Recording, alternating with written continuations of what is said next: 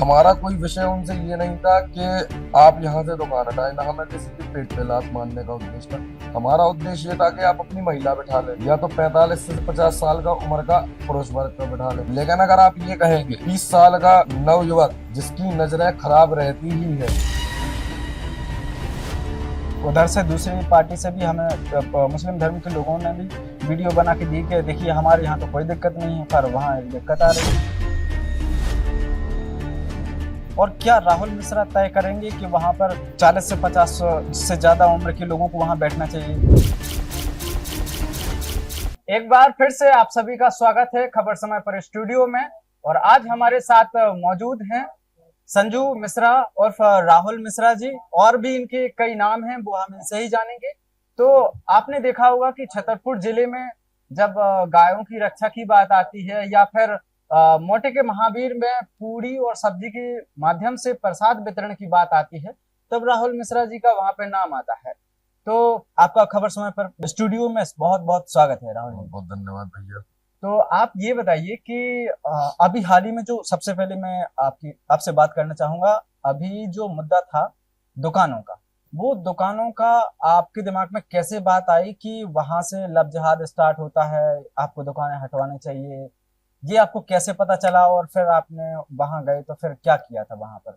आज से भैया 8 महीने पहले एक केस हम लोगों के द्वारा पकड़ा गया था जी। रात में 10:30 बजे, जो कि गांव के देवी के बाहर जो मेला लगता है, उस मेले में एक शाहिद नाम का व्यक्ति था, 2 लड़के थे मोमडन, हनुमान टोरिया प्रांगण के बाहर जस्ट मंदिर परिसर में 3 हिंदू युवती को और उनके साथ एक मुस्लिम लड़की भी थी। जैसा कि कैमरा स्टोरी में दिखाया गया है कि ये अपनी लड़कियों को भी आगे करते हैं, हिंदू समाज की बहनों को अपने जंगल में फंसाने के लिए। और ये आज से नहीं, लगभग 2 साल पहले भी ऐसा सुनने में आया था कि वहां पे ऐसे ऐसे कृत्य होते हैं। और जो वहां पे दुकान लगाए रहते हैं, तो वो दुकान वालों लगभग सारी लेडीजों का सामान रखते हैं, सारी लड़कियों का सामान रखते हैं, कोई भी वहां पे लड़कों की दुकानें नहीं रहती हैं। और हमारा कोई विषय उनसे ये नहीं था कि आप यहाँ से दुकान हटाए, ना हमें किसी के पेट पे लात मारने का उद्देश्य था। हमारा उद्देश्य ये था कि आप अपनी महिला बिठा लें, या तो 45 से 50 साल का उम्र का अपना पुरुष वर्ग का बिठा ले, या तो 10 साल का बच्चा बिठा ले। लेकिन अगर आप ये कहेंगे कि 20 साल का नवयुवक जिसकी नजरें खराब रहती ही है, तो अगर वो बैठेगा तो हमें कभी स्वीकार नहीं हो सकता है। और मंदिर प्रांगण के अंदर तो ये कभी भी स्वीकार, और इसका तो विरोध फिर आपकी बातों का नतीजा यही हुआ कि फिर उधर से दूसरी पार्टी से भी हमें मुस्लिम धर्म के लोगों ने भी वीडियो बना के दी कि देखिए हमारे यहाँ तो कोई दिक्कत नहीं है, पर वहाँ एक दिक्कत आ रही है। उसका भी हम आपको एक मतलब वो बता रहे हैं। थोड़े बहुत आप भी मोमडन से जुड़े होंगे, हम भी जुड़े हैं, ठीक है। ईदगाह पे कोई महिला या कोई लड़की जाती है क्या नमाज पढ़ने? शायद इसकी पर्याप्त जानकारी नहीं है मुझे, लेकिन हम आपको बता रहे हैं, हम बहुत गहराई से थोड़ा बहुत मतलब पढ़े हुए हैं। हमारे हिसाब से एक भी लड़की नहीं जाती है, एक भी महिला नहीं जाती है। लेकिन जो हमारे यहाँ नौ दुर्गा का पर्व चल रहा है, ठीक है, तो हमें नहीं लगता है जो मुख्य माताओं के मंदिर है, 9 दिन का पूरा व्रत रखती हैं हमारे यहाँ की महिलाएं, बहनें व्रत रखती हैं, तो विशेष तौर पे उनका ही वहां जाना रहता है, ठीक है। और विशेष तौर पे ही इन लोगों का वहां दुकान लगाना, नव युवकों को बिठालना, तो ये कहीं ना कहीं मन में एक सवाल उठाता है, ठीक है। और ये ऐसा नहीं है कि आपको कैसे पता कि वो विशेष तौर पे बैठालते हैं? और क्या राहुल मिश्रा तय करेंगे कि वहां पर 40 से 50 से ज्यादा उम्र के लोगों को वहां बैठना चाहिए, या फिर आप तय करेंगे कि वहां पर किसको दुकान लगानी चाहिए या नहीं लगानी चाहिए, या फिर देश का संविधान तय करेगा कि सबको देश में कहीं भी इस प्रकार का व्यापार करने की स्वतंत्रता है? भैया, जैसे जो इनकी प्रॉपर्टी का रहता है मोमडन्स की, वो संविधान के द्वारा चलता है क्या? वक्फ बोर्ड अगर किसी पे अपना वक्फ बोर्ड एक अपने आप में एक लॉ के जैसा है, और वक्फ बोर्ड वो काम करता है। वो किसने बनाया है? तो उसमें वो भारतीय संविधान के अंतर्गत ही चीज, मतलब नियम कानून के अंतर्गत ही है। कोर्ट ही अलग है, जो वक्फ बोर्ड है उनका कोर्ट ही अलग है। वो उनके केस यहाँ हमारे जो न्यायालय रहते हैं, भाई न्यायालय जो फैसला देता है उसके अंतर्गत तो हम भी कार्य करते हैं। उसके अंदर जो फैसले उसने कई बार हमें भी जीवन में सुनाए हैं, उसके फैसले हमने भी मान्य किए हैं। ठीक है, संविधान एक अलग विषय है और वक्फ बोर्ड का जो कोर्ट है वो एक अलग विषय है। भाई जैसे आज एक दिल्ली की घटना हुई थी, वहां पे एक मस्जिद थी, तो उसने लगभग 30 वर्षों से वहां पे हिंदुओं से उर्दू में लिख के, जैसे हम उर्दू नहीं जानते, आप भी शायद नहीं जानते होंगे, ठीक है। और भी लोग उर्दू नहीं जानते जैसे जो हिंदू समाज के लोग हैं, उनसे मस्जिद के नाम पे चंदा मांगा गया। ठीक है, और कंटिन्यू ये 15 से 20 साल मांगा गया, और उस पे ये लिखा था उर्दू में कि जिस मकान में आप रह रहे हैं ये उसका किरायानामा है, ये उसका किरायानामा है। और वही उनने किरायानामा वक्फ बोर्ड में लगा दिया, और पूरे कम से कम शायद 350 से 400 घर पे वक्फ बोर्ड ने दावा कर दिया। यहाँ कहाँ गया भारतीय संविधान? उस पे उस मामले की विशेष तौर पर ये बहुत हाईलाइट पूरी हुआ था, लेकिन उस पे आई होप सुनवाई भी चल रही है। नहीं हुई कोई सुनवाई। अगर उसका निराकरण निकले, आज भी वो हिंदू समाज के परिवार मेट्रो स्टेशन के बाहर सो रहे हैं ना, रेलवे ब्रिजेस के नीचे, जिनके 5-5 4-4 साल के बच्चे हैं, आज भी वो वहां सो रहे हैं ना। ये संविधान इंसाफ देता है नहीं, क्या? संविधान देखिए, जो आप विशेष मामले की बात कर रहे हैं उसमें मुझे लगता है कि जहां तक जानकारी मिली थी कि उसमें सुनवाई चल रही है और आई होप उसमें कुछ ना कुछ निर्णय होगा। लेकिन मैं आपसे यहाँ जवाब चाहता हूँ कि क्या यहाँ पे आप तय करेंगे कि दुकान किसको कहाँ लगानी चाहिए या नहीं? पहली बात, जो आपने निर्णय की बात करी, हम उसका जवाब देना चाहेंगे। हाँ दीजिए। जो आपने निर्णय के लिए कहा, निर्णय तो वो वक्फ बोर्ड तय कर रहा है ना। तो क्या हमारे पास ये अधिकार नहीं है कि हम अपने मंदिर परिसर के अंदर तो हम तय कर सकते हैं ना। जो व्यक्ति मांस खा के आता है, तो हमारे यहाँ तो मांस वो है नहीं है भाई। माता के मंदिर के अंदर जाके, जैसे किसी की दुकान लगी हुई है और दुकान के अंदर रात में वो सोता है, जैसे आपका 19 लोगों का परिवार है, ठीक है, तो 18 लोगों के लिए जो खाना बनेगा 19वें के लिए भी तो वही जाएगा ना। कि ये कह के तो जाएगा नहीं कि जो 19वां हमारा सदस्य है परिवार का, तो उसको हम अलग से टिफिन देंगे, क्योंकि उसको मंदिर पर दुकान लगाए हैं तो वो अलग से जाके उसको देना पड़ेगा। भाई वो पर्दा लगाने के बाद क्या लेके आया, क्या खा रहा, तो इसमें हम कैसे मतलब भरोसा कर ले? भाई यही चीज आप दुकान बाहर लगा दीजिए ना। भाई जो मंदिर परिसर के बाहर का हिस्सा है, जहाँ मेला प्रांगण है, गांव की देवी का मेला प्रांगण का बहुत बड़ा हिस्सा है, ठीक है, तो वहां भी तो आज कई मोमदन दुकान लगाए हुए हैं। हमने किसी मोमदन का विरोध नहीं किया था, या किसी के पेट रोजी का विरोध नहीं किया था ना। संजू किसी चीज का इतना हकदार है कि किसी का रोजी तय करे कि आप यहाँ लगाएं, आप यहाँ ना लगाएं। ऐसे तो जल विहार मेला भी रहता है ना, और जल विहार मेला में शायद 60 से 70% मोमदन दुकान लगाते हैं और झूले भी लगाते हैं। आज तक क्या कभी किसी ने जल विहार मेला पर सवाल उठाया क्या? आज आपने यहाँ उठाए तो कल के दिन आप वहां भी उठा सकते हैं। हम क्यों उठाएंगे भाई? वो एक पूरे छतरपुर वासियों का वो एक त्योहार है, ठीक है। लेकिन जो ये 9 दिन का हिस्सा है, 9 दिन का जो हमारे माता रानी का त्योहार चल रहा है, ये कहीं ना कहीं हमें संदेह पैदा करता है, क्योंकि यहाँ हमारी माताएं बहनें जाती हैं, और जिस व्यक्ति वहां वो दुकान लगाया उसको हमने मंदिर प्रांगण में ही पकड़ा है, तो ये कहीं ना कहीं एक संदेह करने का विषय है। और मंदिर परिसर के अंदर हम बिल्कुल स्वीकार नहीं करेंगे। आपको ये नहीं हम इस एजेंडे पे अपने आज भी आपने देखा था कि जैसे ही आपने ये विरोध किया था, वहां से दुकानें हटवाई थी, फिर उसके बाद दूसरी वीडियो आई थी, उन्होंने कहा कि यहाँ आप लोगों को कोई दिक्कत नहीं है, फिर वहां से हमें मारपीट की घटना भी सामने आई थी। तो आपको नहीं लगता कि इस प्रकार की अगर हटाना लगाना ये सब आप लोग एक जो सामाजिक सौहार्द की बात होती है और उसको अगर 2 धाराओं में बांटने की कोशिश करेंगे और यहाँ से डिफरेंशिएशन आप क्रिएट करेंगे, तो आपको नहीं लगता कि आने वाले समय में ये ज्यादा बढ़ जाएंगे, फिर संघर्ष भी हो सकता है? एक सेकंड भैया, जैसे सामाजिक स्वार्थ की उसकी बात क्या केवल हमेशा हिंदू ही करता रहेगा क्या? आज 6 साल की बच्ची ने दिल्ली में उत्तम नगर की घटना शायद बहुत ही चर्चित रही है, ठीक है, ये कुछ उदाहरण छोड़ जाते हैं हिंदू समाज के लिए, और ये कहीं ना कहीं सोचने का विषय दे जाते हैं। तो जो उत्तम नगर में घटना हुई थी, एक 6 साल की बच्ची ने मात्र उससे गलती से एक गुब्बारा फेंक दिया था, पूरा विशेष समुदाय इकट्ठा होके उसका बदला लेने के लिए ये रंग का भी धंधा करते हैं। ये हमारे मंदिरों में भी पूजा सामग्री का धंधा करते हैं, मंदिरों के बाहर दुकानें लगाने का कार्य करते हैं। हम लोग तो फिर भी विरोध नहीं करते हैं, और मात्र एक छोटे से गुब्बारे का आपने इतना तेज विरोध कर दिया कि आपने हत्याएं कर दी सीधे, और आज भी शायद वहां का माहौल सुधर नहीं पाया है। तो ये केवल हमेशा सवाल हिंदू ही से आता रहेगा क्या?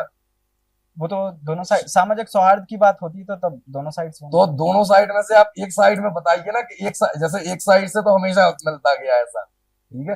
हिंदू समाज ने हमेशा ये मैसेज दिया कि नहीं, हम लोग हमेशा, मतलब हमारे सनातन में यह सिखाया ही जाता है कि हम लोग पहले लड़ाई झगड़े की बात करें या किसी को अपने हटाने की बात। भाई गंगा यमुना तहजीब भी तो इसी भारत में चली आ रही है ना, गंगा जमुना तहजीब और भी तो इस भारत ही में चली आ रही है। ऐसे कुछ मामले आते हैं जहां पर हमें संघर्ष देखने को मिलता है, और ऐसे ऐसे भी हमने बहुत सारे मामले देखे हैं जहां पर एक दूसरे का सम्मान करते हैं और स्वागत भी करते हैं, और वहां पर कोई संघर्ष या कोई विवाद जैसी सिचुएशन नहीं रहती है। जी। इनने अपने कुछ विचार रखे हैं कि मंदिरों में खासकर देवी के जो भी त्योहार चलते हैं उस पर इन्होंने एज के हिसाब से बताया है कि इस एज के नहीं लगाना चाहिए, उस एज के नहीं लगाना चाहिए। ऐसे मामले शायद सबरीमाला जो मंदिर है वहां पे देखने को मिलता है। लड़कियों के ऊपर प्रतिबंध है कि छोटे कपड़े हाँ पहन के। नहीं, वहां पे ऐसा है कि जब आप 14-15 साल से लगभग 40 साल तक की जो महिलाएं हैं, वो उन्हें वहां मंदिर में जाने पर प्रतिबंधित रहती हैं। ऐसा ही शायद आपके दिमाग में विचार आया कि जो इस एज के जो युवक हैं विशेष धर्म के, उनको लेकर आप वहां दुकान लगाने की अनुमति नहीं देते हैं। हालांकि ये तय राहुल मिश्रा जी नहीं करते हैं। ये भारतीय संविधान के हिसाब से तय होता है कि कहाँ पर किसको दुकान लगानी है, कहाँ पर नहीं लगानी है। अब इसके साथ ही हम आगे बढ़ते हैं। आपकी इस भोजन भंडारे को लेकर ये आपके दिमाग में कैसे चीजें आई कि आपको यहाँ पर प्रसाद के रूप में ये भंडारा कराना है? कुछ विचार ऐसे होते हैं भैया जो एकदम से आ जाते हैं, ऐसा कोई मतलब अपन ने पहले एक ये सोच रहे थे कि एक सारे संगठनों को एक लेके एक ऐसा बनाना है कि जो जात पात का आज अपने हिंदू समाज में जहर सबसे ज्यादा घुला हुआ है हम्म, और इसी कारण हमेशा हिंदू टारगेट किया जाता है। तो एक ये मन में विषय था, फिर एकदम से भगवान ने ऐसी रास्ता पकड़ा दी। हम ज्यादातर प्रेमानंद जी को सुनते हैं, हम्म, उनको सुनते सुनते ऐसे विचार आए, एकदम से जो हमारे मित्र हैं उनसे चर्चाएं करी, हम्म। तो वो सहयोग मिलता रहा। सहयोग मिला तो वो आगे बढ़ा और इतना आगे बढ़ गया कि आज 149 सप्ताह पूर्ण हो चुके हैं और उस भंडारे के साथ साथ वो सेवा कार्य रहते हैं जो कि लगभग 130 से 135 सप्ताह वृद्धाश्रम भोजन पहुंचते हुए हो चुके हैं। और दिव्यांगशाला भी अपन ने चालू किया है, लगभग 10 से 15 हफ्ता हो चुके हैं।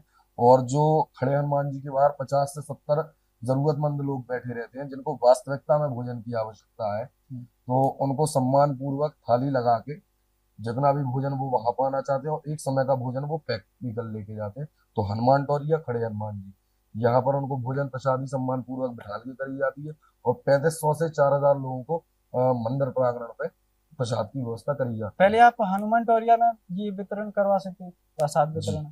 जी। फिर वहां पे क्या हुआ? फिर वहां आप फिर यहाँ आ गए मोटे के महादेव? नहीं, हनुमान टोरिया के सीधे बाद यहाँ नहीं आए थे। अच्छा, ये एक पूरा चक्र घुमाया था भगवान वो ने। कैसा था? वो ऐसा था कि हनुमान टोरिया का भी भंडारा बहुत मतलब लगभग चर्चाओं में था हम्म, और बहुत अच्छा चलने लगा था। काफी भक्तों की मंदिर प्रांगण के अंदर एकजुट होने की एक पहल सामने देखी जा रही थी। कुछ मंदिर ट्रस्ट वालों को कुछ समस्याएं हुई हम्म, और वो इसलिए हुई कि उनके विचार थोड़े बहुत नहीं मिले और हमारे थोड़े बहुत नहीं मिले। जैसे हमारे कार्यक्रम में हमेशा अयोध्यक राजा राम सरकार रहे हम्म। और सहयोगी बब्बा जी महाराज रहे, तो हमने उसमें कभी किसी व्यक्ति विशेष को वो नहीं हुआ और ना कभी उसमें कोई ट्रस्ट लिखवाया। तो कुछ ये भी बातें थी और फिर कुछ ये भी आया कि जैसे नौ देवी पे ठहरवा रहे थे हम लोग, नौ देवी पूरी कंप्लीट करवा ली, उस विषय को लेकर समस्याएं हुई।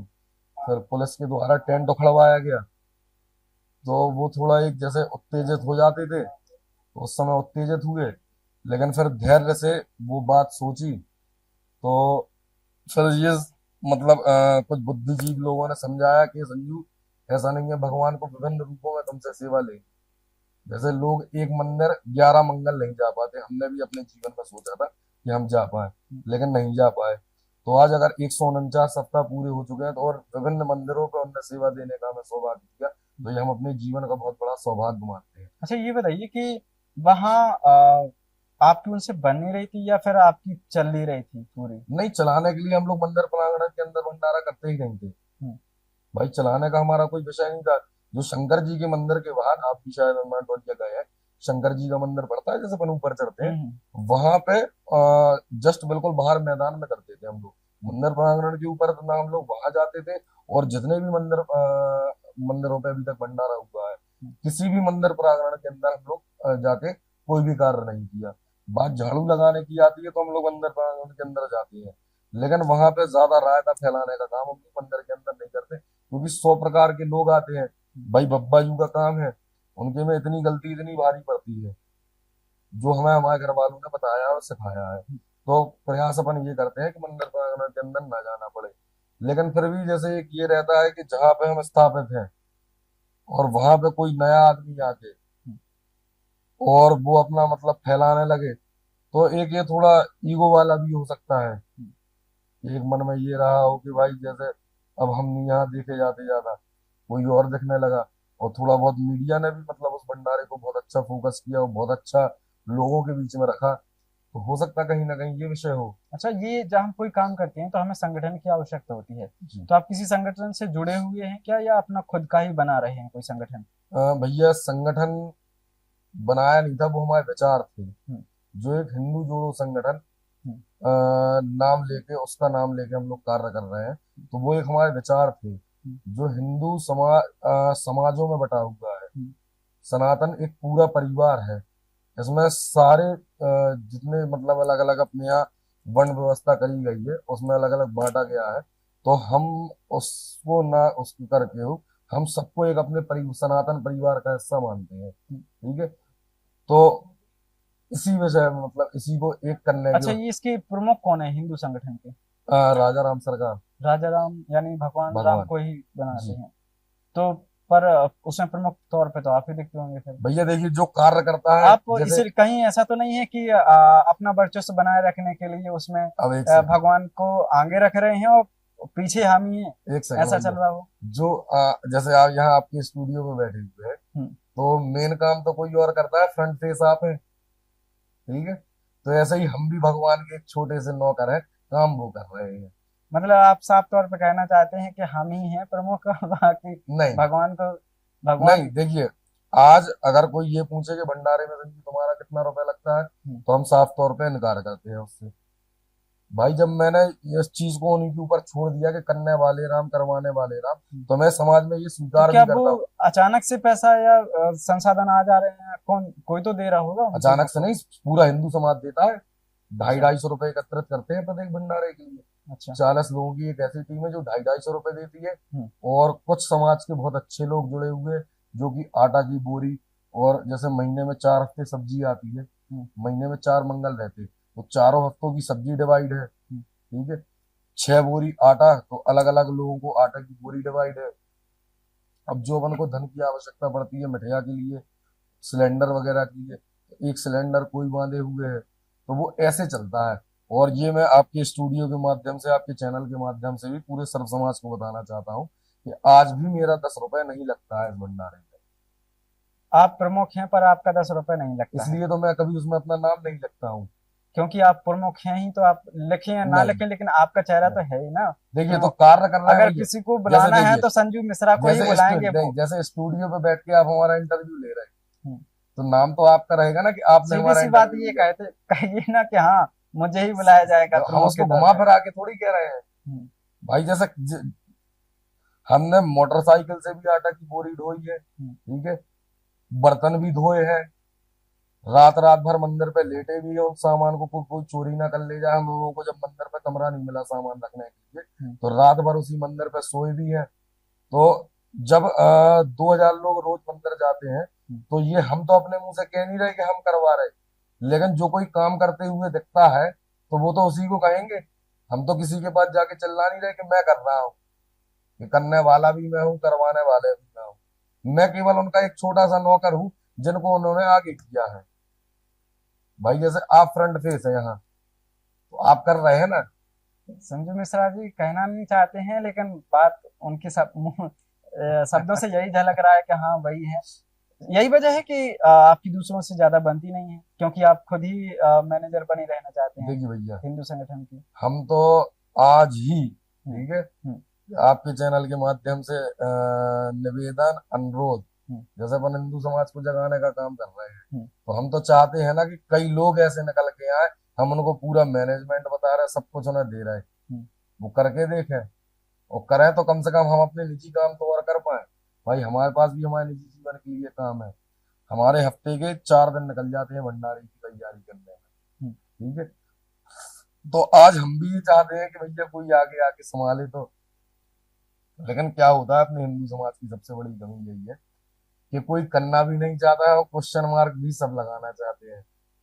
ये अपने हिंदू समाज की एक रीत है। अच्छा, तो फिर आप हनुमान टोरिया से फिर कहाँ पर गए थे? हनुमान टोरिया से हम लोग गए जानर टोरिया, जान रहा है, जहाँ पर जहाँ अभी अभी फिर 51 फुट की हनुमान जी की प्रतिमा की फिर वहां स्थापना से फिर कहाँ पर सब हुई। लोग? वहां से फिर आए हम लोग खड़े हनुमान जी के एक भंडारा। अच्छा, खड़े हनुमान जी, फिर वो उसके भी बाद से? संस्कार वाटिका पे रोड पे खड़े होके खाना बनाया दिन भर। हम्म। जब हमारे पास अल्टो गाड़ी थी, उस अल्टो गाड़ी में खाना भर के संस्कार वाटिका से वहां लेके जाए, ये चीजें किसी को नहीं पता।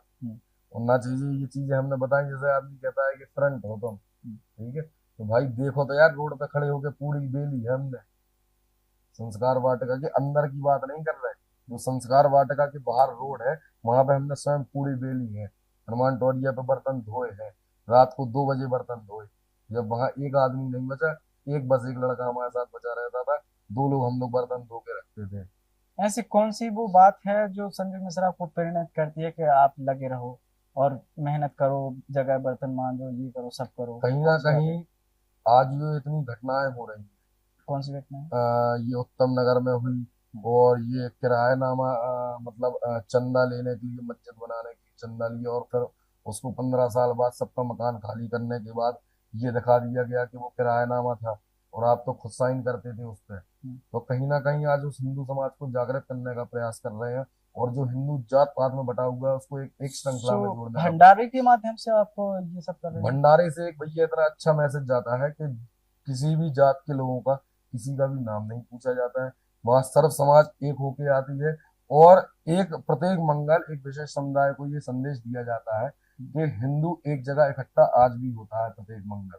अच्छा, ये है आपका। जी। ये बताइए कि फिर उसके बाद आप कहाँ आ गए? हनुमान टोर यहाँ पर मोटे के मोटे के महावीर। महावीर मोटे हम के लोग महावीर में 25वें भंडारे से। अभी भी वहां पे आपका कई बार विवाद हमें देखने को मिल जाता है, क्या तो विवाद? आज भी हम बता रहे हैं उस विवाद का कारण क्या है। जैसे जो मंदिर जो भंडारे के बर्तन है, ठीक है, आज भी उन लोगों को समस्या है कि वहां नहीं, हम तुम्हारी व्यवस्था करवा दे रहे हैं। उन लोगों की, दोनों लोगों की जमीन की व्यवस्था, मतलब जमीन का विवाद है, एक अलग प्रांगण है, एक अलग प्रांगण है। अब वो हमें आगे करना चाहते हैं जमीन के विषय में। जो मोटे के महावीर की सेवा वो समिति है, वो कह रही है कि हम तुम्हारा कमरा यहाँ बनवा दे रहे हैं, और हमारा कहना है कि हमें जमीनी विवाद में पड़ना नहीं है, ना ये दाग था ना ये दाग लेके जाएंगे। हमारे घर में 5 कमरे हैं, रहने वाले 2 लोग हैं, तो 2 लोग हैं, माता जी अलग कमरे में लेटती है, हम अपने अलग कमरे में लेटते, 3 कमरे तो अभी भी खाली है ना, और वो भी छोड़ के जाना है। तो मंदिर प्रांगण का हम कभी ये दाग नहीं देना चाहेंगे कि हमारे जीवन पे ये दाग आए कि मंदिर की जमीन के उद्देश्य का खराब था, तो इसके लिए ये कर रहे थे। तो आज भी हम लोग परिश्रम कर रहे हैं, और उनको लगता है कि ये आदमी सही है, ये उनसे जूझ लेगा, ठीक है। और हमें भाई मंदिर, हमें हिंदुओं की लड़ाई में नहीं बचता है, ठीक है। हमारा जो सीधा मुद्दा है हमारा वो सनातन धर्म को बचाने के लिए, वो वही है। तो बात हमारी राहुल जी यहाँ है कि जब हिंदू लड़कियों की बात आती है तो आप लब जिहाद बोलते हैं, और जब मुस्लिम लड़कियों की बात आती है तो उसे आप घर वापसी बोलते हैं। और अभी जो मोनालिसा ने अभी शादी की है हाल ही में एक मुस्लिम युवक से, तो उसे भी आप लोग लब जिहाद बोलते हैं। भैया लब जिहाद बोला ही तो रहे, क्या उसको वापस लेने चले गए क्या हम लोग? उसको वापस लेने गए क्या? उसने कमाया भी कुंभ से, नेम फेम पैसा, सब चीजें तो उसने कुंभ से ही कमाई ना। हम लोगों का ही खा के फिर एक इतना गंदा मैसेज दिया कि वही फिर मतलब एक कॉन्सेप्ट लेके आई लब जिहाद वाला। भाई लाई, चलो लाई, वो उसका निजी जीवन था, उसकी इच्छा थी, उसने कर लिया, उसके बाद उसको कोई वापस लेने नहीं गया। तो ऐसा ही रहता है सबके साथ। लेकिन जो रॉयल होटल में केस निकल के आया था, अच्छा, कि महुआ से लड़का उसको ब्लैकमेल करता था, ठीक है, उसकी photos video, personal photos videos रखे था। तो हम लोगों का काम ये है कि अगर कोई हमारी हिंदू समाज की बहनों को अगर गलत तरीके से उसको ब्लैकमेल करके या उसको जोर जबरदस्ती से या उसको इस प्रकार से धमका के कि हम तुम्हारे पिताजी को बता देंगे, हम तुम्हारे पिताजी को मारेंगे, तुम्हारे घर पे आएंगे, गाली गलौज करेंगे। तो ये विषय रहता है लव जिहाद का, जिसको भी कोई भी हिंदू युवा, कोई भी हिंदू परिवार स्वीकार नहीं करेगा।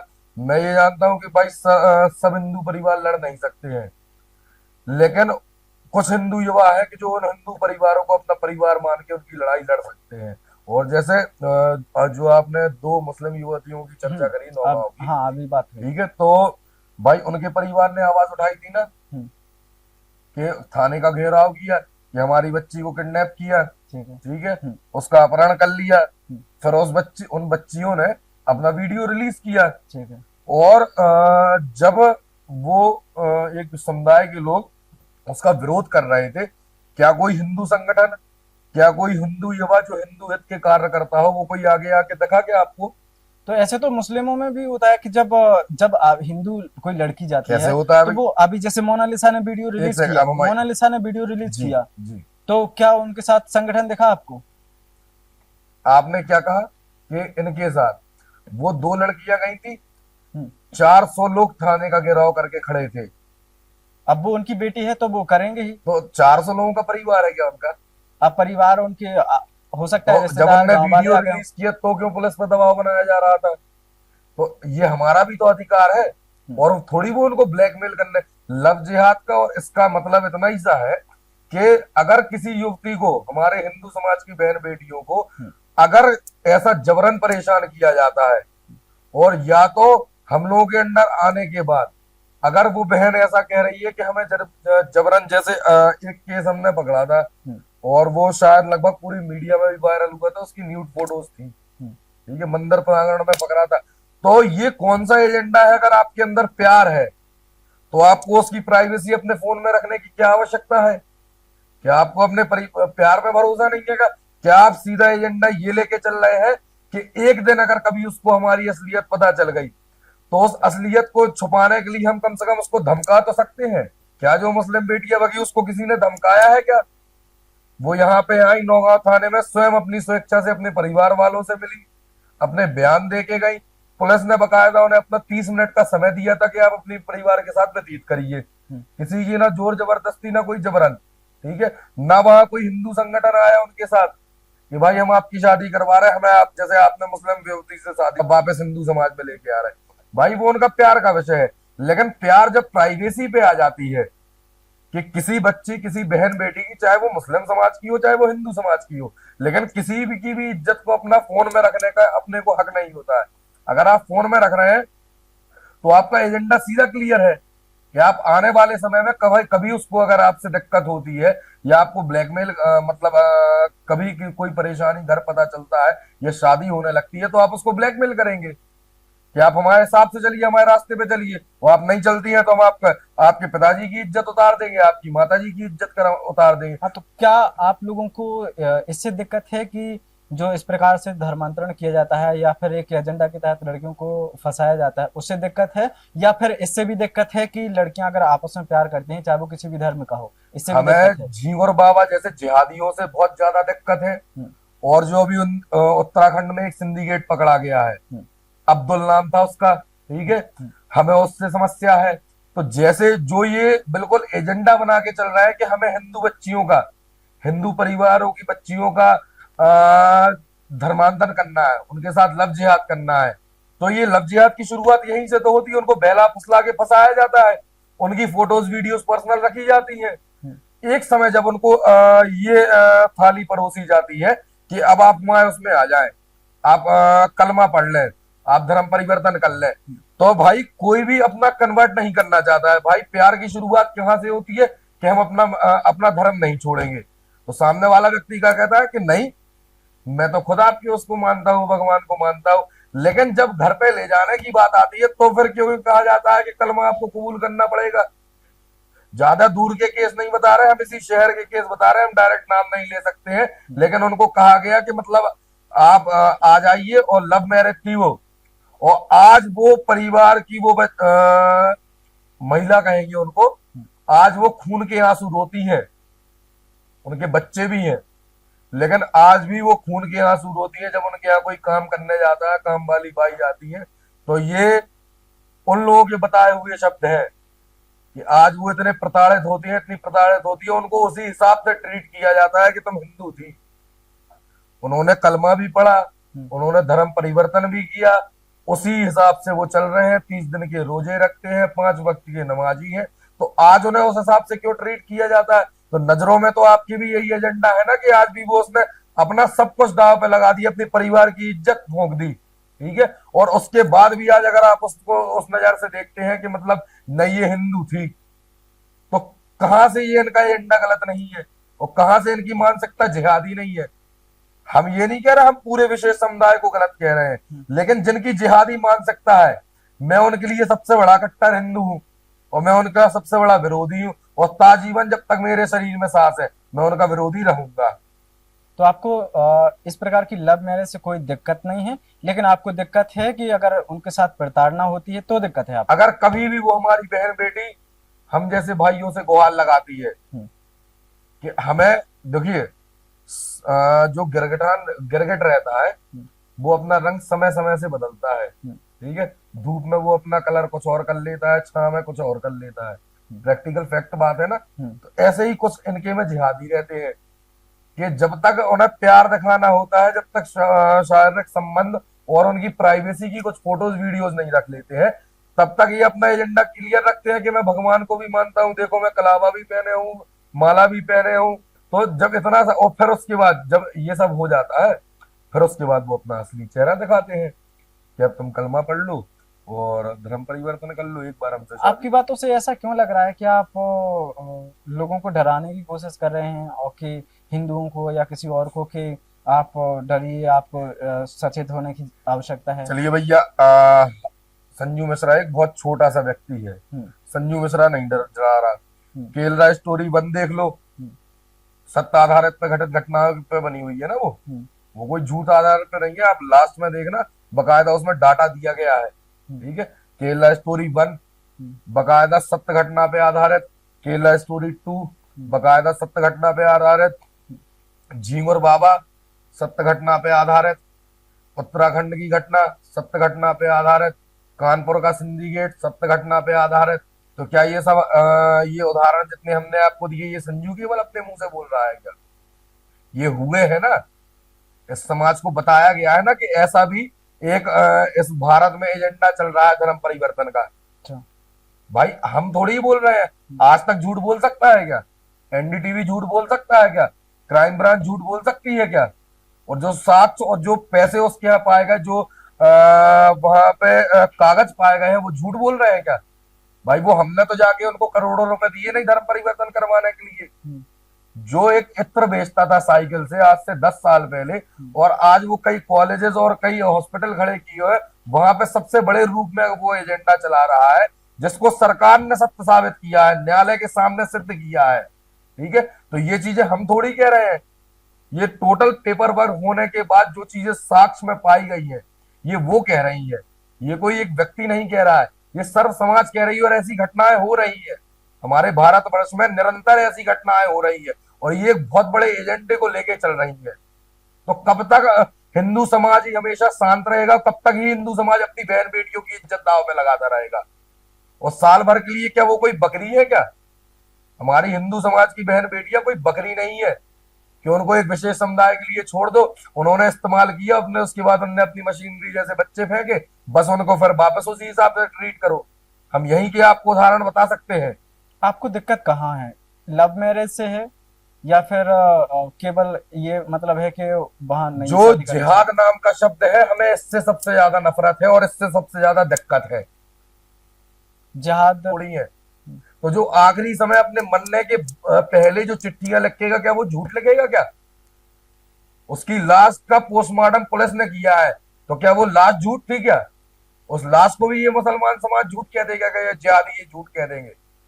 भाई कब तक आप लोग सच को झूठ दिखाते रहेंगे? और कब तक हमें हिंदू समाज को जो आज तक उठ नहीं पाया, ये सोने में ही सबसे ज्यादा भरोसा रखता है, इसको कब तक जगाने के लिए? और कितने केस आए दिन उसको केस चाहिए और 2 दिन होते नहीं है वो फिर भूल जाता है। सबसे बड़ी कमी हमारे हिंदू समाज में है भाई। आज उसने शुरू से जो वो लड़की जो थी उस केरला 2 में, केरला स्टोरी 2 में, तो वो उसका कहना खुद यही है उसके पिताजी से कि आपने तो हमें शुरू में धर्म हमारा बताया ही नहीं है, आपने हमें सिखाया ही नहीं है।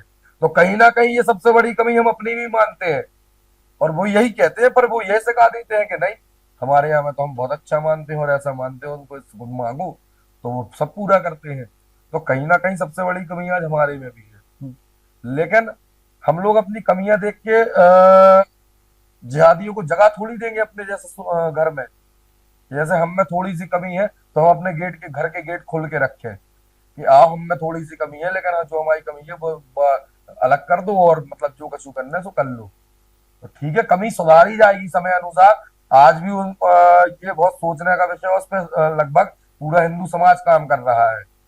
लेकिन हम लोग किसी के लिए अपने दरवाजे खुले नहीं छोड़ेंगे, क्योंकि आपको नहीं लगता कि अगर ऐसी कमियां हैं, क्या आप अपने ही धर्म के बहू बेटियों को अपने ही धर्म की बातें नहीं बता पा रहे हैं, तो आपको नहीं लगता कि इन कमियों को दूर करना चाहिए? देखिए भैया क्या होता है, जब एक ये प्यार मोहब्बत वाली चीजें चालू होती है, उसको 4 महीने बाद जिनकी मानसिकता जिहाद करने की है, वो उसको ऐसा कन्वर्ट कर देते हैं कि वो अपने घर पे बताने लायक ही नहीं बचती हैं।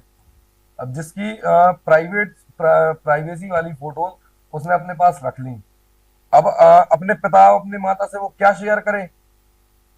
उससे अच्छा इसके निरंतर बारे में तो अपनी बहू बेटियों को हमें नियम कानून की जानकारी देनी निरंतर चाहिए ना। भैया अपनी लड़ने इज्जत, की शक्ति उनमें देखिए पैदा करनी चाहिए, कि अपनी फिर तो कोई इज्जत, भी हमारे ऊपर ताकत का ऐसे केसों एहसास पे हम करा लोगों के। ने काम किया है, हम्म, और बिना उनको उसको खोले, उनके बिना घर वालों को पता करके, उस लड़के को एकदम से पकड़ के छुपा के उसका मोबाइल छुड़ा के उसके साथ तत्काल तुरंत प्रभाव पे कार्रवाई करी गई। लड़की के द्वारा एक आवेदन लिखवाया गया, उसकी चेहरा छुपा के, उसका पहचान छुपा के। और पुलिस प्रशासन का बहुत बहुत धन्यवाद आपके चैनल से करना चाहते हैं कि जब भी कोई ऐसे गलत मानसिकता के लोगों ने हमारे हिंदू समाज पे घात लगा के ऐसी गलत कृत्य किए हैं, तो पुलिस प्रशासन ने तत्काल प्रभाव से उस पर कार्रवाई करी है। और मैं आगे से भी उनसे यही उम्मीद रखता हूँ कि ऐसी निरंतर वो गलत मानसिकता करने वाले लोगों के साथ क्या ये अ, घटनाएं आपको वाकई में समाज में देखने को मिलती हैं, सत्य आधारित मिलती हैं, या फिर आप अपना केवल एक एजेंडा लेकर खुद चल रहे हैं?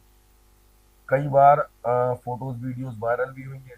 हम्म, हनुमान टोरिया पे एक केस पकड़ा था, हम समझ नहीं पा रहे थे कि वो हिंदू युवती उस जिहादी से ज्यादा क्यों चिल्ला रही है, कि उसको छोड़ो, उसको छोड़ो। जब उसका मोबाइल चेक किया गया, 3 से 4 लड़कियों की न्यूड फोटोज थी। हम्म। जब आप उससे प्यार करते हैं तो आपको उसकी प्राइवेट फोटोज रखने की क्या आवश्यकता है? भाई प्यार में भरोसा नहीं होता है क्या? भरोसे ही में प्यार चलता है। तो जब भरोसा है तो फिर ये किस चीज के लिए है? तो अगर ये किसी चीज के लिए है तो हम उस पर गलत मानसिकता पे क्यों ना जाएं? क्योंकि आपके मोबाइल में एक का डाटा नहीं निकला, 3 से 4 युवतियों का डाटा निकला है, और सारी ही हिंदू समाज की लड़कियां हैं। तो ये कहीं ना कहीं विचार करने वाला विषय है ना भाई। हम लोगों ने पकड़े हैं, ऐसे केस देखे हैं, हम लोग निरंतर काम कर रहे हैं, और आए दिन ऐसे केस मिलते हैं। तो भाई कुछ सेकुलर हिंदू ऐसा कह सकते हैं कि ये लोग बड़बोली बात कर रहे हैं, लेकिन हम बकायदा डाटा के साथ, जैसे वो हम किसी की फोटोज वगैरह या वीडियोस वगैरह वायरल नहीं कर सकते हैं, लेकिन जिसको भी शिकायत हो तो वो आपके चैनल के माध्यम से बताए, एक बार हमारे साथ 1 घंटे का समय दे, तो हम कई लोगों का डाटा, ये नहीं किसी एक या दो का, 10 से 15 लोगों का डाटा हम पेश कर देंगे उसके सामने। तो कहीं ना कहीं उसको सिर झुकाना पड़ेगा कि नहीं यार, अपनी समाज के साथ गलत हो रहा है। और आज अगर आवाज नहीं उठाएंगे तो जो बांग्लादेश में घटना हुई दीपू चंद्र दास की जैसे ही, ठीक है, वो भी एक गलत था, लेकिन पूरे सर्व हिंदू समाज उसके लिए खड़ा रहा ना। तो हम लोगों का विषय ये नहीं रहता है कि अगर कोई किसी और जा, हमारा विषय ये है कि हमारे सनातन परिवार से है वो, चाहे वो कोई भी हो। तो जितना विरोध हम लोगों से बना था यहाँ पे, हम लोगों ने किया था, सरकार से अपील करी थी। तो आज बांग्लादेश बनने का हम लोग क्यों इंतजार कर रहे हैं? हमें हिंदू समाज से एक सबसे बड़ा आपके माध्यम से सवाल ये है। पर वो पाकिस्तान, अफगानिस्तान, और जब हम बांग्लादेश की बात करें और कुछ और अन्य देशों की बात करें, तो ये कुछ ऐसे देश हैं जो धर्म के आधार पर ही बने हैं। लेकिन भारत एक लोकतंत्र लोकतांत्रिक देश है जो संविधान के हिसाब से चलता है। बांग्लादेश में कुछ तो समय पहले तक कानून व्यवस्था थी ना, कानून व्यवस्था थी। प्रधानमंत्री थी ना वहां की भी, है, जिसके भारत से बहुत अच्छे संबंध हुआ करते थे। ठीक है, एकदम से जब वहां पे संख्या बल बढ़ा, उन्होंने समझ लिया कि हाँ अब हम डेमोक्रेसी चेंज कर सकते हैं। किसी को रातों रात हवा लग पाई क्या? रातों रात प्रधानमंत्री को स्वयं अपना देश छोड़ के भागना पड़ा और उन्होंने शरीयत लागू कर दी। थाने में से दीपू चंद्रदास को निकाल के मारा गया। तो क्या ये सोचने का विषय नहीं है कि हिंदू समाज के लिए ये एक बहुत बड़ा कहीं ना कहीं सोचने का विषय है? और इतनी मतलब इतनी गंदी तरीके से, इतनी निर्ममता से उसकी हत्या करी गई, फिर उसको जलाया गया। तो क्या यहाँ भी भारत में इंतजार करेगा ऐसे ही निरंतर अपनी बहन बेटियों के साथ जिहाद करवाते रहे और इनकी संख्या बढ़ती जाए, और जिस दिन इनको समझ में आ गया कि ये संख्या में अब बराबर है, वो डेमोक्रेसी चेंज करके सीधे शरीयत लागू कर देंगे।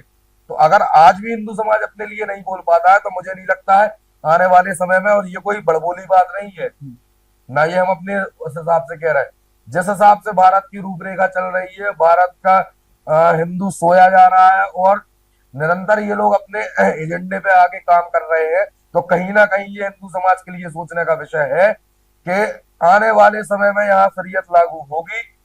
और ऐसी ही जैसी बांग्लादेश में स्थिति आई, अगर आज हिंदू समाज नहीं जागा, अपने सनातन धर्म की रक्षा करने के लिए आज आगे नहीं आया, साधु संतों के साथ नहीं आगे आया, गौ रक्षा के लिए नहीं आगे आया, तो कहीं ना कहीं बांग्लादेश बनने में देर नहीं है और इस चीज को कोई झुठला नहीं सकता है। मैं आपको एक बात बता दूं कि बांग्लादेश, पाकिस्तान और ये कुछ ऐसे देश हैं जो इनमें जो संविधान है वो संविधान समय समय पे बदलता रहा है, लेकिन भारत का जो संविधान है वो बहुत मजबूत है और पिछले 70 सालों से टिका हुआ है। और आज भी चाहे वो हमारी केंद्र सरकार हो, इवन चाहे सुप्रीम कोर्ट हो, सुप्रीम कोर्ट और केंद्र सरकार चाहे कि खुद भी इस डेमोक्रेसी को चेंज नहीं कर सकती है, तो हमारा संविधान बहुत मजबूत है। तो आपको नहीं लगता कि आप ये ज्यादा कुछ दूसरे देशों का एग्जाम्पल दे के यहाँ पर भड़काने की कोशिश कर रहे हैं? जैसे आपको दूसरे देश के एग्जाम्पल लग रहा है, जो उत्तम नगर दिल्ली तरुण हत्याकांड है, क्या कोई मुस्लिम समाज का व्यक्ति रंग नहीं बनाता है? क्या रंग का व्यापार नहीं है क्या किसी का? होगा ना, होगा।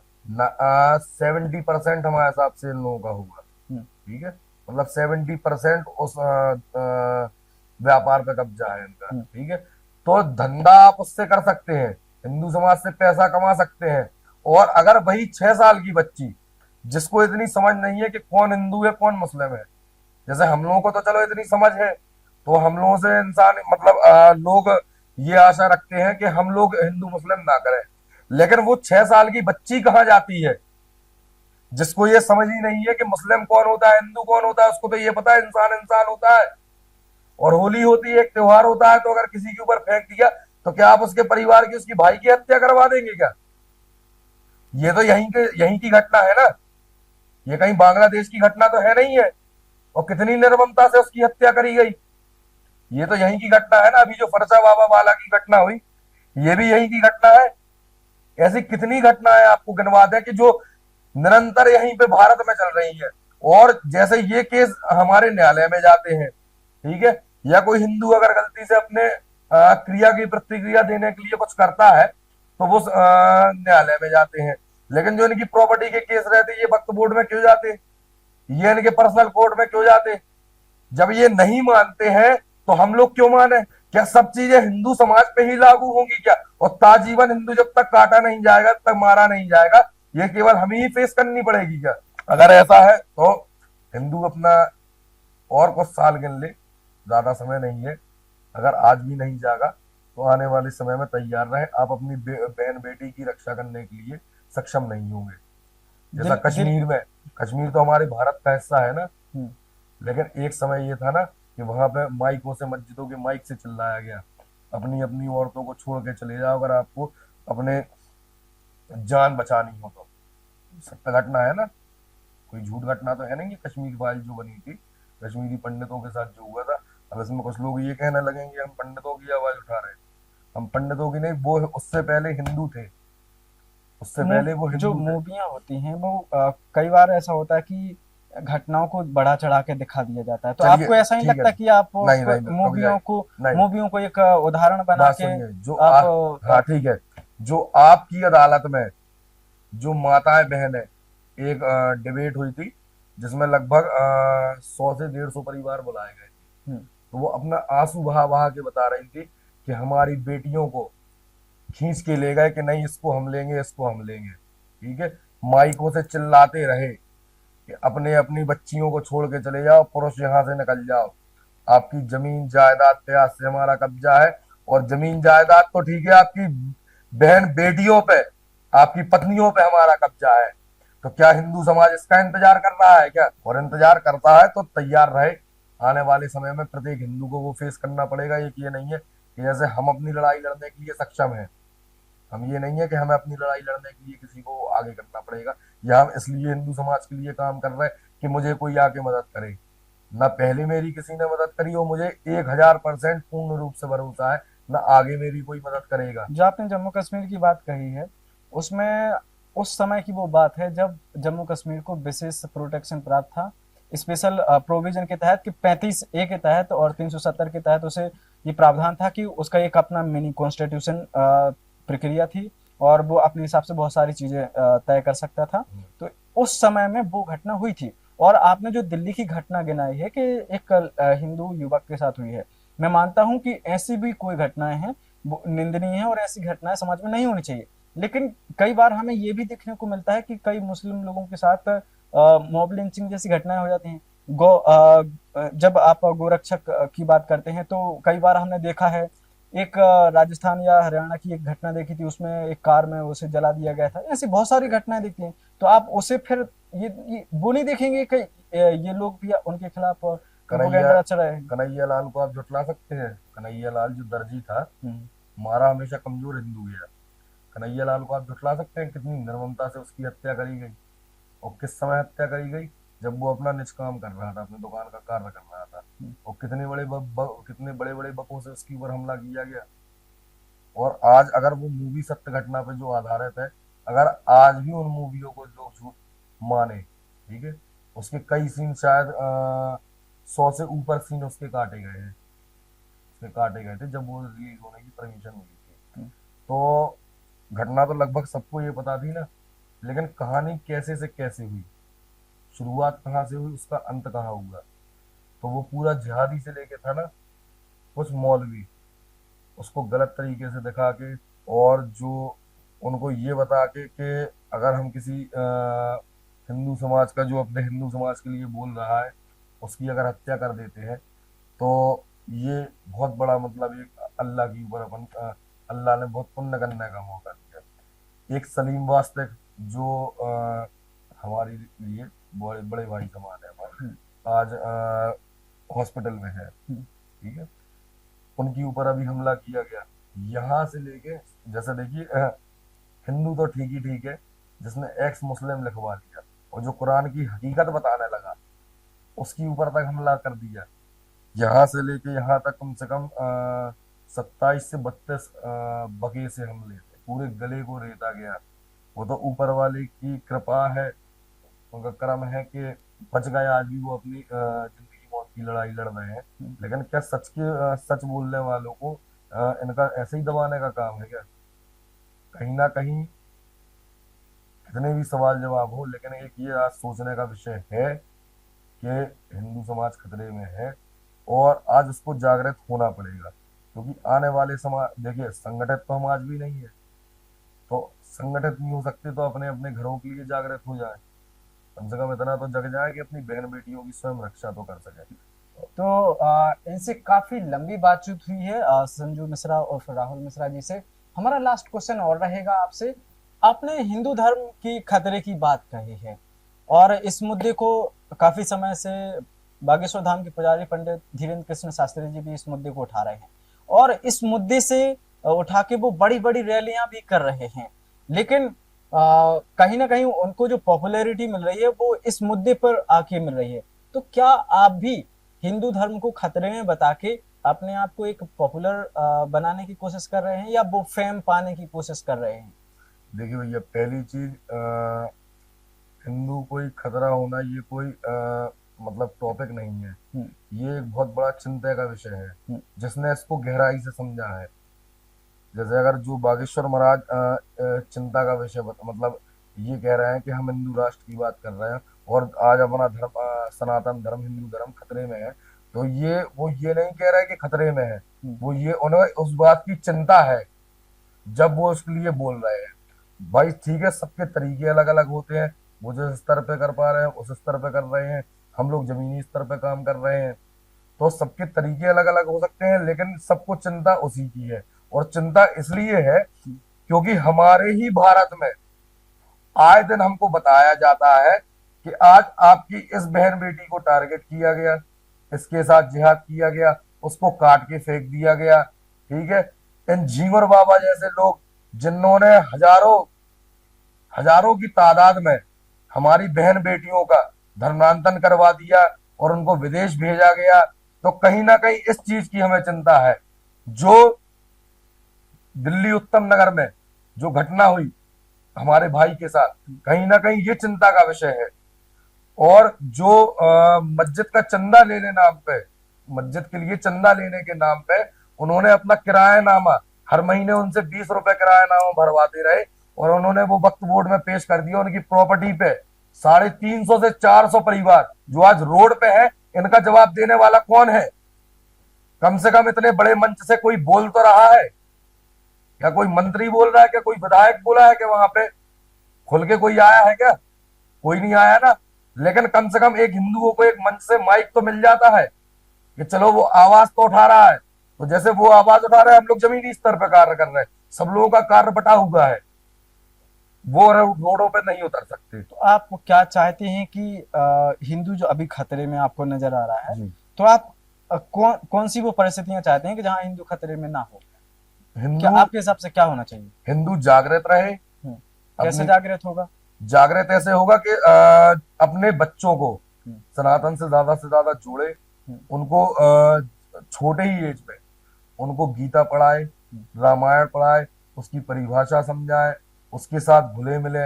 ये नहीं कि उसको बाहर के जब बाहर वो इतने दलदल में धंस जाए तब उनको अपन से बात करने का समय मिले, अपने व्यवसाय के लिए इतना ज्यादा व्यस्तता ना हो जाए। ये जो आपने चीजें बताई हैं, तो ये तो कहीं ना कहीं आपको एक परिवार में रह के और खुद घर में ही करने की जरूरत है। इसमें आप दूसरे धर्म को टारगेट क्यों कर रहे हैं? दूसरा धर्म हमारे धर्म को तो टारगेट कर रहा है। हम लोग थोड़ी किसी को टारगेट कर रहे हैं, हम अपनी जागृति की बात कर रहे हैं, हम अपने आप को जागृत करने तो की जागृत तो आप घर में रह के भी कर सकते हाँ, हैं तो ना? लेकिन वो तो जागृत है ना। हमारे यहाँ की बहन बेटियों का धर्म परिवर्तन करवाने के लिए अगर कोई 6 साल की बच्ची वो फेंक देती है, बलून फेंक देती है रंग से भरा हुआ, उसके लिए वो हत्या करने के लिए जागृत है, तो हम लोग क्यों इस बात को ना उठाएं? हम लोग बोलेंगे, आज दिन बोलेंगे, और ये हकीकत का विषय है, ये कोई टॉपिक नहीं है, ये कोई एजेंडा नहीं है। आज हिंदू हकीकत में खतरे में, और ये कहीं ना कहीं हम जैसे सनातनियों के लिए चिंता का विषय है, जिसपे हम लोग आगे पहले भी कार्य करते आए हैं और आगे भी निरंतर कार्य करते रहेंगे। और जो भी जिहादी हमारी बहन बेटियों की तरफ गलत मानसिकता से या उनके कोई ऐसे वीडियोस वगैरह या फोटोज वगैरह रख के कोई बहन बेटियां हमारे पास आती है मदद की गुहार लगाते हुए, तो उनका साथ देंगे और उस जिहादी को उसी प्रकार से सबक सिखाएंगे और प्रशासन के उसको हैंड ओवर करेंगे कि जो कानूनी कार्रवाई हो उस पर उचित से उचित कार्रवाई हो सके और हमारी बहन को इंसाफ मिल सके। क्या आप भी हिंदू राष्ट्र की पुकार करते हैं क्या? देखिए, हमारे आप हिसाब से तो हम हिंदू राष्ट्र में रह ही रहे हैं। ठीक है भाई, जैसे अगर ये माना जाए, पर आपकी बातों में फिर पंडित धीरेन्द्र कृष्ण शास्त्री की बातों में मेलजोल नहीं, क्योंकि वो तो यात्रा निकाल दे रहे हैं हिंदू राष्ट्र बनाने के लिए, आप कह रहे हैं कि हम हिंदू राष्ट्र वो में बिल्कुल रहेंगे। सही कह रहे हैं। हाँ। ठीक है, लेकिन अगर आज हम हिंदुस्तान को ही नहीं मानेंगे हिंदू राष्ट्र, तो हम किसको जैसे आज अगर हिंदू को पलायन करना पड़े भैया, तो ऐसा एक देश बता दीजिए जहां पे हिंदुओं को जगह मिलेगी। कोई ऐसा कंट्री बचती है क्या? इस्लामिक कंट्री टोटल कितनी है? पर्याप्त है, 30 के ऊपर समथिंग शायद है, और ज्यादा ही है शायद। ठीक है, ईसाइयों की कंट्री कितनी है? पर्याप्त है, अमेरिका रशिया से सब है। ठीक है, हिंदुओं आपके हिसाब से भारत को हिंदू राष्ट्र होना चाहिए? आप ये हमें पहले हमारे एक सवाल का जवाब दे दीजिए। भारत के अगर हिंदुओं को पलायन करना पड़े, जैसे जो पाकिस्तान भारत के हिंदुओं को पलायन क्यों करना पड़ेगा, ये बताइए ना। बांग्लादेश के हिंदुओं को कहाँ कहाँ हम अतः आप अपनी संविधान को क्यों भूल जाते हैं बार बार? नहीं नहीं नहीं भैया, एक समय वहां भी कानून व्यवस्था थी, जैसे यहाँ पे FIR मैं आपको बता रहा हूँ वहां का जो संविधान था, पाकिस्तान का भी जो संविधान है, अफगानिस्तान आज का संविधान मजबूत हुआ ना, है, वो उनका ऐसा संविधान है कि आए 10 वर्ष में बदलता ही रहता है। देखिए लेकिन हमारा उसी संविधान संविधान- इतना देखिए, मजबूत है कि देखो, पिछले 70 वर्षों से आज भी टिका हुआ है और आगे भी टिका जैसे रहेगा। आपने कश्मीर की बात करी, वहां पे कुछ लोगों के राजनीतिक एजेंडे थे ना जो 370 नहीं हटना देना चाहते थे, वो वो आखिरी तो एक अलग विषय वो हुआ आखिरी ना, आखिरी वो सब- हिंदू राष्ट्र का विषय नहीं हुआ ना। नहीं, तो जैसे हिंदू आज राष्ट्र का विषय नहीं हुआ। आज वहां पे भारत का झंडा लहराया जाता है ना, वो कौन सी चौक है, घंटा चौक, हाँ घंटा चौक है। ठीक है, वहां पे झंडा जो भी लहराना गया उसको मारने की कोशिश हुई, बहुत चीजें हुई, ठीक है। आज वहां लहराया गया 370 के बाद जो कोई मोमने नहीं चिल्ला रहे थे ना, जिनका उससे राजनीति की रोटी सेक रही थी, वो चिल्ला रहे थे ना। भाई आप हमें एक चीज बताइए, ऐसा कौन सा मतलब देश है जैसे हमने पाकिस्तान के हिंदुओं को यहाँ पे शरण दी, ठीक है, बांग्लादेश के हिंदुओं को, क्योंकि हमने उनको अपना माना, क्योंकि और कोई कंट्री नहीं है जो वहां के हिंदुओं को भी जगह दे सकती थी। और कोई कंट्री है क्या? जैसे वहां भी तो हिंदू ही था, हिंदू और कहीं है क्या? भारत से ज्यादा और कहीं है? सबको उसी रूप से देखा जाता है। तो आज अपन भारत में तो जगह देते जा रहे हैं, लेकिन कभी अगर ना चाहते हुए भी भारत पे ऐसा संकट आएगा तो भारत का हिंदू कहाँ जाएगा? उसको शरीयत कबूल करनी आपको पड़ेगी। ऐसा नहीं लगता कि आप एक ऐसी परिस्थिति का कल्पना कर रहे हैं जो अभी है भी नहीं, शायद नहीं। संभव हो भी नहीं देखिए। पाएगी? आप उस कल्पना को लेके आज लोगों को डराने की कोशिश कर जो रहे हैं। जो कुछ पहले समय तक ऐसी जब मुगल आए थे, जब आए थे, तो भी आदमी यही कहता था कि परिस्थिति नहीं थी, अपन की संख्या बहुत ज्यादा है, ऐसा कभी नहीं हो पाएगा। लेकिन मुगलों ने यहीं के लोग जोड़े ना, यहीं के लोग जोड़े ना,